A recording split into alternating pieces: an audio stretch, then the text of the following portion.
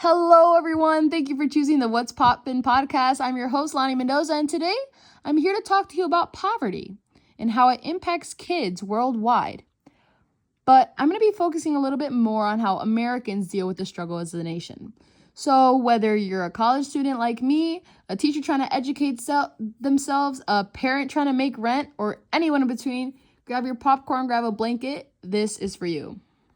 So, right off the bat, let's discuss what is poverty. So, Britannica defines poverty as the state of one who lacks a usual or socially acceptable amount of money or material possessions.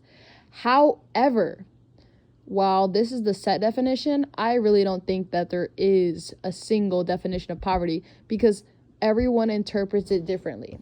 So, for example, there is a huge gap in between the poverty lines of richer and poorer countries. So when we look at the United States, if someone is living under $24.55 per day, they are in poverty. While if you look at a country like Ethiopia, the poverty line is set to 10 times lower, which is $2.04 per day. So actually, as a whole, half of our world lives in poverty, and 1 in 8 people live in extreme poverty. So that means that they're living without the things that we, as first world people, require essential to life. You may be wondering, well, how does this happen? There are a bunch of different ways that poverty can continue as a cycle or develop. So let's get into it a little bit. So first up, we have a lack of good education. So without a good education, it's really difficult for people to get better paying jobs and then help them afford necessities and build wealth. And actually, there is a UNESCO and Global Education Monitoring Report made in 2017 that found that if all adults finish secondary school, so like college, the global poverty rate would be cut in half. So unfortunately, for those people that are already in poverty, completing school is often really difficult or even impossible. So we need to make sure that our governments and our NGOs are stepping in to ensure students get as much education as possible, because it goes into a lot deeper than just, finding a job. Because if you don't have a good education, and let's say you can't multiply right, then, or you can't find percentages, or you can't calculate differences, it really impacts the way that you live. Like when you're filing for taxes, or you're trying to budget, or you're couponing, a lot of people don't know how to delegate their money to certain things, and that's why they struggle a lot. So it's really important that we're making sure that our kids are in school, and that us as adults are even continuing to improve our mental skills and just keep our brain sharp, because we don't want to find ourselves in a situation where we can't even think straight enough to be able to help ourselves. So another impactful factor is conflict and war. And not necessarily in the United States, at least right now, but you see this a lot in countries like Ukraine and Afghanistan and Palestine that are, dealing with these really, really terrible struggles. And from a whole, you look at it and it's conflict and poverty, they have a really close and reinforcing relationship, because, poverty fuels conflict, and then conflict can make poverty worse. And it's really obvious when we look at it, because conflict disrupts people's lives and it destroys infrastructure. And people that are displaced by violence, especially women and children and disabled people and the elderly, they are much more likely to fall into poverty.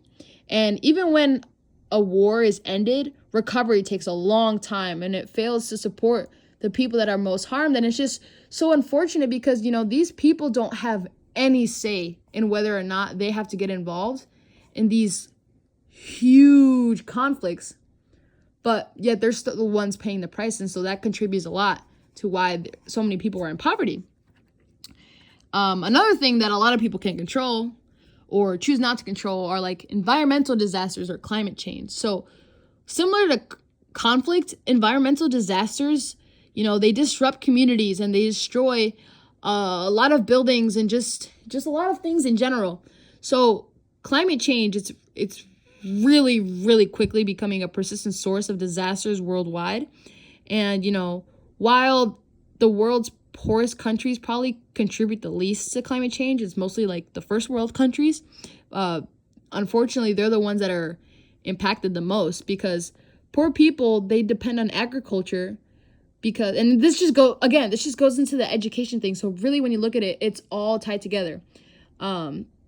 Education in the sense that they maybe cannot get better jobs. But anyway, and climate change really disrupts communities through like floods and famines and hurricanes and more. And as we see, I think there's like a clock, and I don't remember if it's New York City or where, and it said something like we have like 4 years to make a significant change to our climate before the damages are irreversible or something like that. But as we continue to get closer to that date, if we continue to put more and more toxins into our environment, it's just going to get worse. And if it really gets to that point, it could push more than 130 million people into extreme poverty over the next decade. That is insane. Another point is inaccessible healthcare. So poor healthcare is both a cause and a consequence of poverty. So cost is a big reason why. For example, if someone has some sort of extreme illness, they have to rack up their bills for the hospital, and that just is a really, really devastating thing to have to deal with. Because imagine you're going through this extreme hardship, and then even if you have the miracle of recovering, you still have to deal with so much payment that it racks up. And poverty, it also increases the risk of health issues quickly that drain a person's wallet. So like when we look at these third world countries or these second world countries, if people are working in different factories or in the fields or just have unsafe environments, obviously they're going to be more prone to getting different diseases or getting different injuries, which is going to make them go into the hospital. And if they don't have health care, well, then they're screwed. And then their entire life is going to be working to pay it off, either pay off your hospital bills or live the rest of your life with the terrible pain that you have. And, disenfranchised groups, even besides that, they aren't given equal access to information or services or nutritious food and any of the other resources necessary for good health. So even if healthcare were more affordable, there would be other steps that would need to be taken to make it really truly accessible. Another point that I want to bring up that pertains more to the United States is social injustice, because studies have seen that there's an established link between like poverty and social injustices, so like racism and gender inequality. So according to research from sociologist Regina Baker, Black populations living in southern states, that have a strong historical racial regime, they tend to experience worse poverty. So there's also a wider poverty gap between Black and white populations in these states. And, worldwide, gender inequality and poverty are deeply linked. And if everyone received, at least I believe that if everyone received equal rights and opportunities, it would eliminate a lot of poverty. So, let's take one example. You're in a southern state and you're going for a really big job, or any job really. If a person has racial bias and a white person and a Black person come in to apply for the same job, who do you think is going to get it? The Black person could be much better presented, have much more experience, but if a person really has that bias against them, they're going to be more likely to choose the white person just because of their skin color. And it's unfortunate that something that that a person can't even control is the thing that's holding them back from success. And we see that again, if you're noticing, like, these common trends are coming up in every single point, because it's all commonly interlinked, and people that are in poverty deal with all of these issues. Well, not necessarily all of them, but a lot. So when we look at the facts, we know that around 100 billion children are living in poverty. So that means that they don't have access, according to UNICEF, they don't have access to education, housing, nutrition, water, sanitation, or even healthcare. And around 356 of those kids are living in extreme poverty. So as a result, like, kids from the poorest households die at twice the rate of kids who aren't as poor. And the kids that do survive continue to face a lot of difficulties, like poor nutrition, chronic diseases, and mental health problems that hindered emotional development. And childhood poverty can even cause long-term effects on the brain, but it really depends on the environmental factors.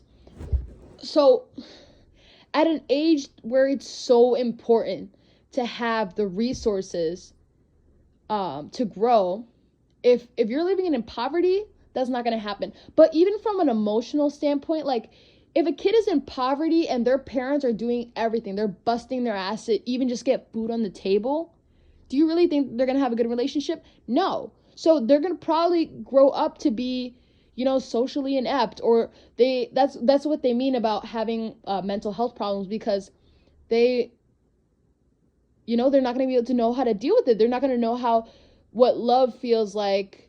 Just as a hypothetical, just like looking at the fact that maybe their parents aren't around. But it's a terrible, terrible, terrible reality for these kids to live.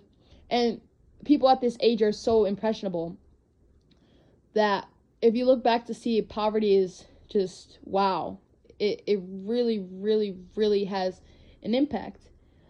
Okay, so now that we've gone over what impacts the production of poverty, I want to talk about what poverty does as an issue. So again, like I said, we're going to be focusing more on how it impacts more American children, specifically in schools.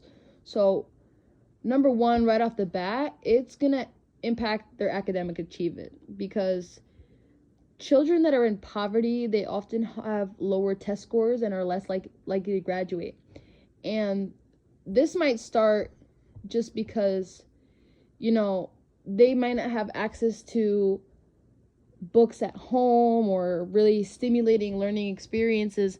And as, they progress through schools, they have a lack of support and resources, which makes it harder for them to catch up, which turns to them getting lower test scores and graduation rates, because poverty, it adds chronic stress, which affects memory and concentration. So like, if there's two students taking a test and one is wondering about what type of ice cream or what kind of treat they're going to get for getting an A on this test, and the other one is going to be worrying about whether or not they're going to have food the next morning, like, it's pretty easy to guess what student is going to do better. And just tying into that, number two, student poverty impacts access to resources, because schools they're often funded by like local property taxes. So when you're looking at a low income neighborhood, the property values are lower, so schools get less money. And this means that there are fewer teachers and outdated technology, fewer electives, and and just the building that they're in usually is deteriorating, or it isn't the best. And these schools, they don't have access to like tutoring or technology or enrichment programs. So students can't compete on equal footing with wealthier peers. Which,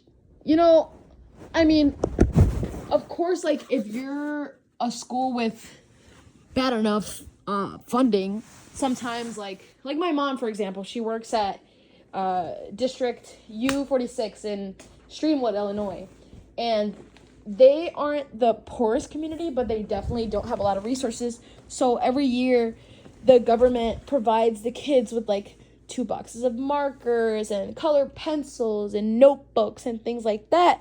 And, that's nice in theory, but when you think about it, like, if those programs weren't doing that, they wouldn't have the things that they need for school.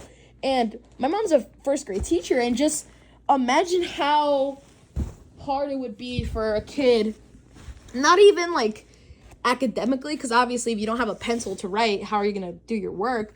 But imagine how it affects their social emotional development, like seeing everyone else have like the fancy, for example, like the twistable plastic Crayola color markers or whatever, and you only have like the crazy art crayons that are all like ripped in half, if you have anything at all. Like, it kids at this age, their image to other people and the way that other people perceive them is just really important. So not having those resources, like new clothes or new shoes or just school supplies or just anything in general, it really takes a toll on them.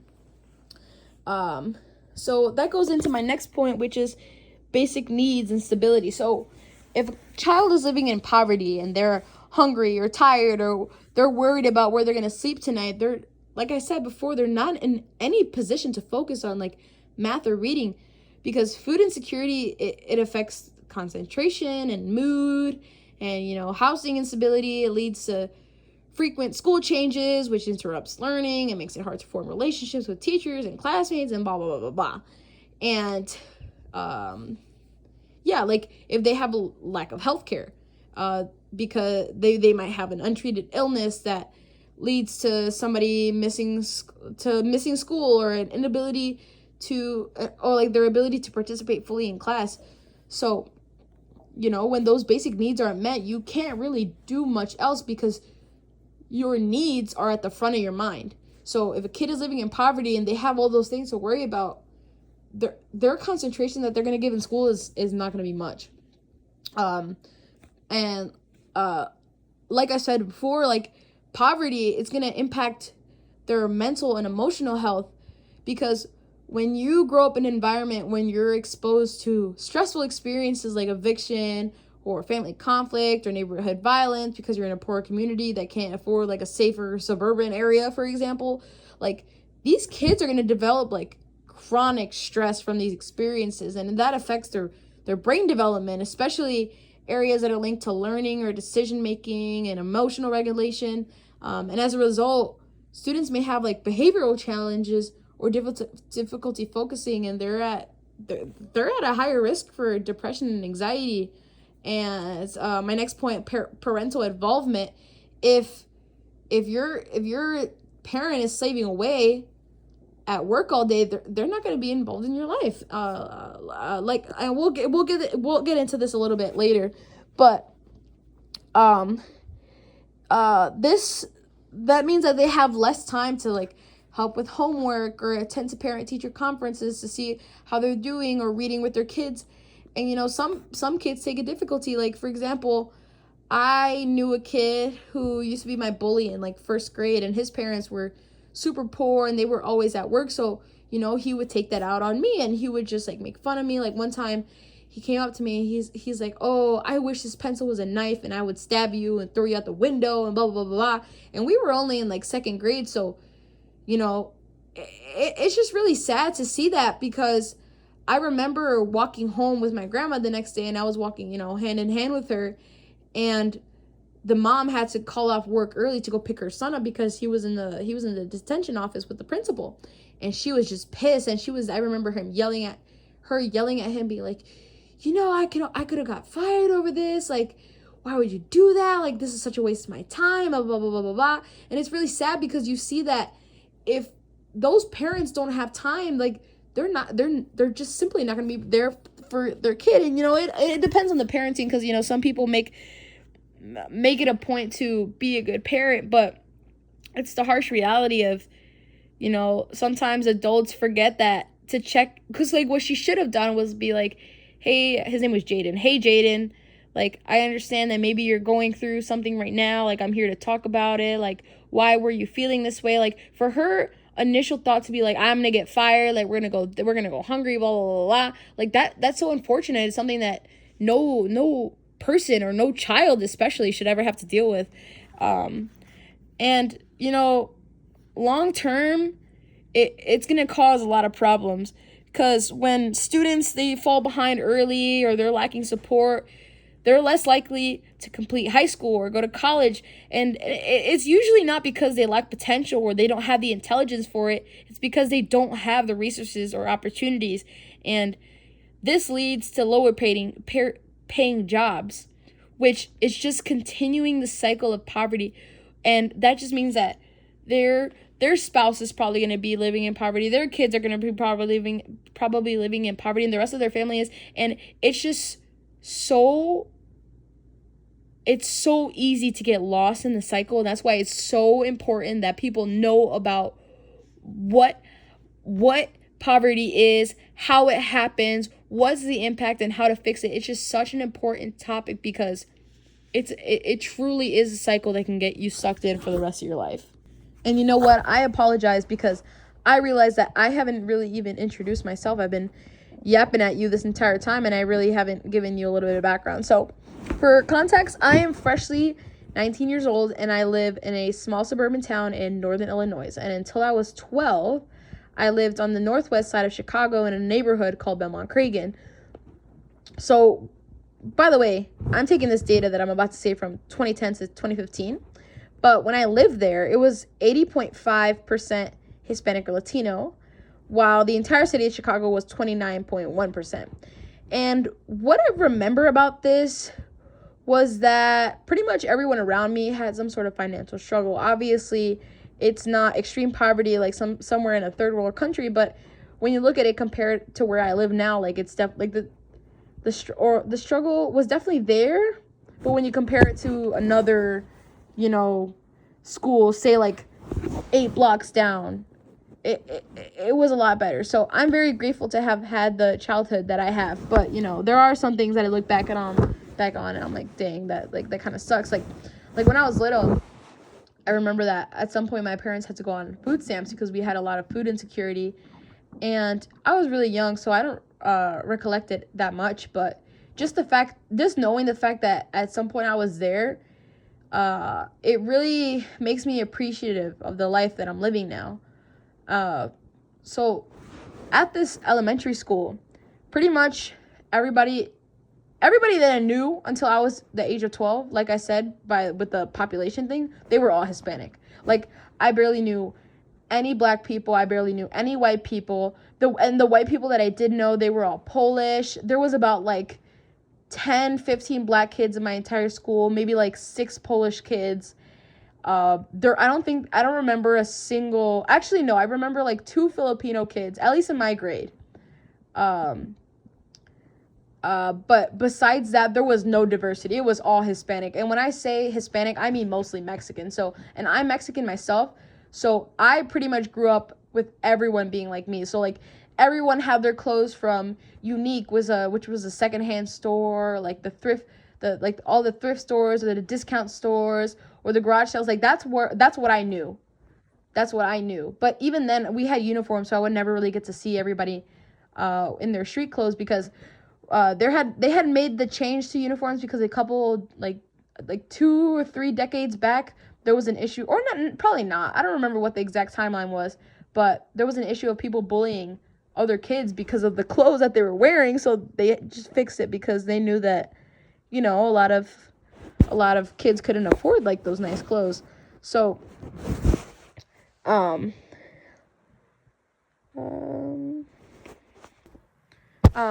I remember a lot of things. There was one time, actually, this was after I moved, but I found out that a girl that I had grown up with my entire elementary school, that she had to drop out her sophomore year because her parents were both working full time, but they were trying to make ends meet. They had 4 kids because they didn't have access to birth control, and it was this whole thing. And she had to drop out so young, at 16 years old. I don't even know if that's possible. I don't even know how that. I thought you had to be 18 to do that. But that's something that I had to look into. But just hearing that someone my age had to, become an adult so young, while other kids, like including myself, are like worrying about, what dress should I put on for homecoming? Where should I go on this day? Where should I hang out with my friends? Blah, blah, blah, blah. Like, it's so interesting to see how different people's struggles vary, just depending on their environment. So, like, when I moved here, I was halfway through 6th grade. So I transferred to Henry Marlowe Middle School in Huntley, Illinois. And when I tell you that this school was probably like 2-3 times bigger than my elementary school, and my elementary school was K through 8. So there was a total of 9 different grade levels, each with quite a few kids, like at least 20 kids. Because that's another thing. It was so crowded in that school, and there just wasn't enough resources to make more classrooms. I think that. Actually, no. I think the year that I left, they created a little building for just kindergarten. But even then, it was ridiculous how many, like, those poor teachers. I could not imagine having to teach 25 little first graders. Like, that would be absolutely ridiculous. But anyway, so the building was super old. The bathrooms always were disgusting and nasty and smelled like weed, which is another thing. That there should have been no smell of that. So unless it was the teachers, which I'm assuming it wasn't, because why would you want to lose your job over that? Just the fact that they're in a K through 8 school, that was a problem. That's ridiculous, and which is another thing that goes into poverty. But we won't talk about that for now.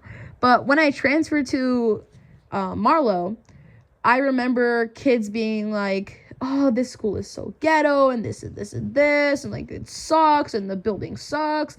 And we're so poor, and blah, blah, blah, blah," which is crazy to me, because when I walked in and the first thing I saw was a vending machine, oh, you best believe I was, jaw on the floor, because at my old school, there was only, hot lunch, or you bring it yourself, because there's no other option. There's no chips, there's no goldfish, there's no ice cream. Yeah, that was another thing. There was a Dippin' Dots machine at my middle school, and people still had the audacity to say that I was ghetto? No. And every single kid, well, not every single kid, but a lot of the kids at my new school had like name brands like Nike and Adidas. I don't think Lululemon was around then, but my sister is still in middle school, and the kids be wearing Lululemon. That's absolutely ridiculous, because I never grew up with that. So just seeing how people's perspectives of money was so different from what I had grown up with, it was just really mind-blowing. But when I look at kids, now that I'm graduated, because this is my freshman year of college, when I look at kids from my old school, it's just really crazy, because they turned out a lot different from me, even though we had really similar personalities when we were younger. And obviously different maturity rates can change this, but it's quite interesting to see how people turn out because of their environment. And I think that poverty can really, it just goes to show it really takes a toll on who you become as a person. And so again, that's why I think it's really important that we all know about this. Okay, so now that we've gone into a lot of different topics on a lot of different subjects, we should talk about ways that we could reduce poverty in the world. Honestly, I don't think that there's ever going to be a point where poverty is completely eliminated, but there's definitely things that us as a country or just around the world we can do to help minute the impacts that this struggle is giving everyone. So the first thing I would say, focus on secondary education, because like I said before, our poverty rate as a world would reduce by over 50% if we are building schools in remote locations and helping teachers in their goal of providing high quality education and making sure that children living in disadvantaged circumstances, they have the proper access to be educated, that should be at the top of the list of all the priorities for like executives and policymakers and just different government officials. That should be number one. But moving on, we should work to improve equality. So again, like I said before, we see so very often that racial bias, gender bias, sexual orientation bias really affects how people are, getting hired, or just the opportunities that are presenting themselves. For example, when you look at Africa, you see that 70% of the food grown there is produced by women, who actually make up a really big bulk of the agricultural labor force in that part of the world. And nonetheless, they're far more vulnerable than the rest of the agricultural community because of the gender inequalities. And like, it has to do a little bit with their physical state, but like, they struggle a lot with like gender inequalities and the consequences of climate change that are bringing a lot of obstacles, including like financial security and lack of education. And it's just really important that we bridge that gap between our differences, because we should really learn to appreciate the value that every single person has. And once we start doing that, we'll become a kinder world as a whole. And I think that would really, really help us to work towards fixing that issue of poverty. We should also, as a world, especially more in the United States, because I feel like a lot of third world countries, they don't really have the time to be doing this, or the resources to be doing this. But we should increase resilience. So like, as people, like, we should be volunteering at different shelters or soup kitchens. I think that once we start doing that, once we start making an effort to help people that aren't in a situation as similar to us, I think that we will see a really big shift in just the energy in our atmosphere. So I think that's a really nice way to start to fix the problem. But one thing that we can do as a worldwide thing is tackle climate change, because if it keeps going at this rate, 216 million people are going to have to migrate within the borders of their own nation, over the next like 3 decades. So it's like the 30 years. And we've already seen that poor people around the world, like they face serious risks due to this to our climate, specifically in like sub-Saharan Africa. So there's a lot of like government mismanagement and structural problems, and a lack of fundamental institutional functions, and those are all associated with instability. So if no action is taken, like a region like the sub-Saharan Africa, it could potentially wipe out like 39.7 million people into the line of poverty. So everywhere we have to make sure that our governments are creating like mitigation plans that can help the poor. But even then, like, international assistance is still going to be necessary, since like some of the world's local resources in like the poorest nations are not going to be sufficient to implement such policies. But it starts with the little things, recycle more, be like, celebrities can be more conscious of like how much they're taking jets and flying, and just really, really educate ourselves on the impacts that each single little action we have on an environment, because a lot of people still don't believe that it's a thing. And that just ties into the education thing. We have to make sure that we're on top of that. We have to make sure that we know what's going on in our world, because otherwise it's going to be too late, and then we're really screwed. But similar to that, we have to solve the hunger issue, because a big part of poverty is a lot of people go hungry. And it's possible, if if to break the cycle, if each person has 3 meals per day with a healthy level of calories and nutrients, because if a person, lacks the energy necessary to perform a job, when they don't have enough to eat, they can perform badly, maybe get fired, maybe not have the energy to be working as many hours as they can.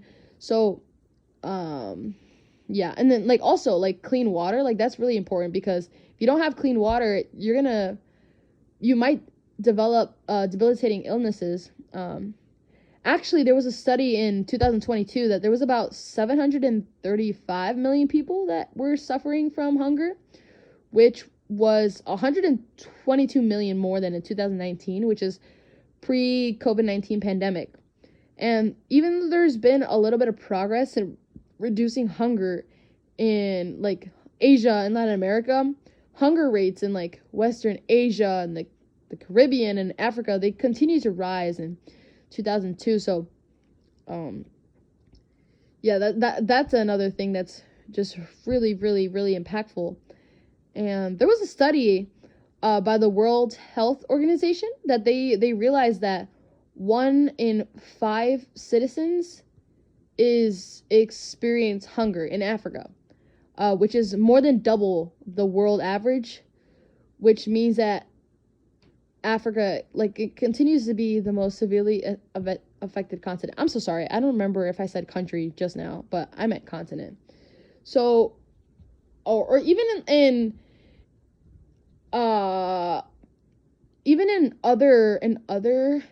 places like the Asian Pacific region and some of the Americas, they don't have as much fresh water, which is associated with elevated rates of mortality due to inadequate access to sanitation services, or low quality water, or water that has like little economic value. So on a global scale, like 60% of the world, which is almost like 5.5 billion people, they don't have access to clean water. In Africa, it's just like 15% of people that benefit from safe water access. And in terms of sanitation, over 1 billion still lack an access to sanitation that is like safely measured. So I know I kind of went on a tangent about water, but hunger and nutrition is something that poverty really, really hits hard. And until we start bridging that gap, it's going to continue. Peace is another one. So like I said before, in the war and conflict, if you have conflict, you're going to have destruction. If you have destruction, you're going to have to have more resources to fix it. You're going to have more resources to have more resources to relocate. But if there's peace, then that's not going to happen. So we really have to prioritize and make sure that we are working with other countries and being cool, calm, and collected. We can.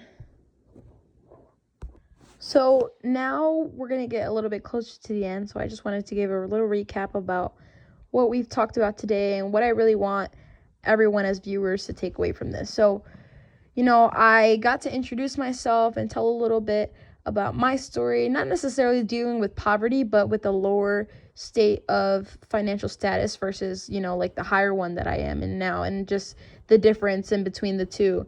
We also got to talk about, what is poverty, and also what impacts poverty, what are the effects that it has on children, how can we solve it.